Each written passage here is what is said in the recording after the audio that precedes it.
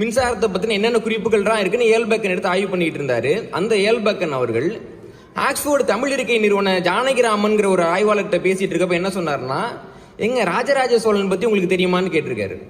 உடனே எனக்கு நல்லா தெரியுங்கன்னு, இல்லைங்க நான் ஒரு ஐரோப்பிய நூலில் பார்த்தேன், ராஜராஜ சோழன் தன்னுடைய கடற்போர்களில் ஈல் மீன்களை பயன்படுத்தி மின்சாரத்தின் மூலமா தாக்குதல் நடத்தினார்ன்ற தகவல் எனக்கு கிடைச்சிருக்கு. அது பற்றி உங்கள் பாட நூலில் ஏதாவது இருக்கான்னு ஏல்பேக்கன் கேட்கிறார். பெரிய விஞ்ஞானி அவர். ஒன்று ஜானகிராமன் அவர்களுக்கு பெரிய ஆச்சரியமா இருக்கு. அப்படி நான் அதுவும் படிக்கலன்னு சொல்லிடுறாரு. சில ஆண்டுகளுக்கு பிறகு இந்த தகவலை ஜானகிராமன் அவர்கள் வெளியிலலாம் சொல்றாரு, ஒரு நூலில் இந்த மாதிரி குறிப்பு இருக்கு அப்படின்ட்டு. அதாவது உலக வரலாறுல மின்சாரத்தை முதலாக பயன்படுத்தியவர்கள் தமிழர்கள்ங்கிறது குறிப்பு இது.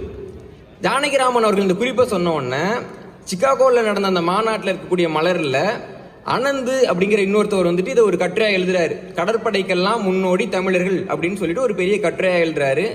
நான் அந்த கட்டுரை